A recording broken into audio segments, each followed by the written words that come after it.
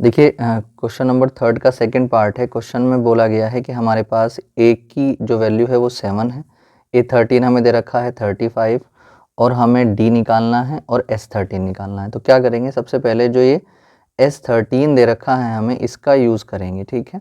तो S13 कितना आता है, कितना दे रखा है 35। तो S13 में हमें मालूम है, सॉरी A13 में हमें मालूम है, A13 का फॉर्मूला क्या लगाएंगे हम, A+12D लगाएंगे इज इक्वल टू कितना आ जाएगा 35। तो A की वैल्यू कितनी दे रखी है 7 और प्लस में 12D इज इक्वल टू कितना आ जाएगा 35। तो जब यहाँ से 12D की वैल्यू निकालेंगे तो ये 35 इधर आकर के माइनस का 7 हो जाएगा। तो ये 12D को तो आप ऐसे ही रख लो, 35 में से 7 अगर चला जाता है तो यहाँ पर हमारे पास बचेगा 28, ठीक है। तो अब आगे जब इसको सॉल्व हम करेंगे तो d की जब वैल्यू यहाँ से निकालेंगे तो 28 और अपॉन 12 आ जाएगा, 4 से कट जाएगा, 4 तिया 12 और 4 सत्ते 28। तो d की वैल्यू कितनी आ जाएगी 7/3, ठीक है। d की वैल्यू आ चुकी है, जो पहला वाला चीज़ निकालनी थी वो निकल चुकी है। अब S13 हमें निकालना है। तो S13 के लिए हम दो फॉर्मूले लगा सकते हैं, जैसा कि मैंने बताया था अभी SN के लिए।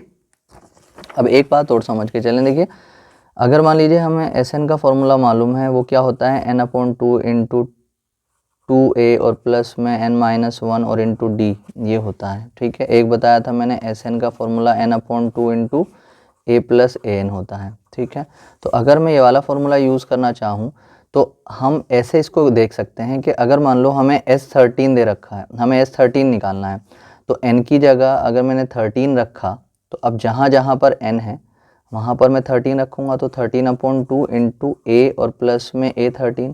तो हमने यहाँ से एक चीज़ ये देखी कि अगर हमें S13 निकालना है और A13 दे रखा है, ठीक है, तो हम ये वाला फॉर्मूला लगाकर बड़ी आसानी से निकाल सकते हैं। और अगर हमें इससे कन्फ्यूज़न आ रहा है, परेशानी आ रही है इसको समझने में, तो हम बस नॉर्मली ये भी यूज़ कर सकते हैं, ठीक है।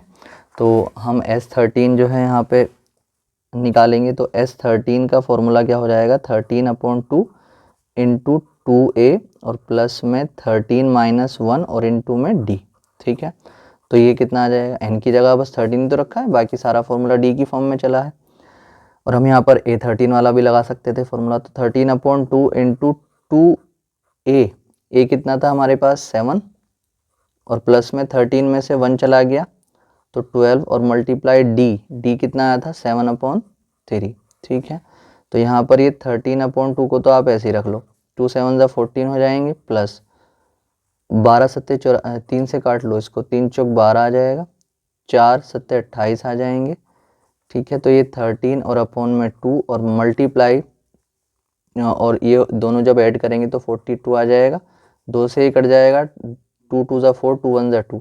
तो ये आ जाएगा हमारे पास ये आ जाएगा कितना 13 और मल्टीप्लाई 21। जब इनकी मल्टीप्लाई करेंगे, तेहरा इकन तेहरा कैरी 1, 13 दूनी 26, तेहरा इकन तेहरा कैरी 1 आ जाएगा, 13 दूनी 26, 26 और 1 27, ठीक है। तो 273 जो आ चुका है वो S13 आ चुका है, ये इसका आंसर आ जाएगा।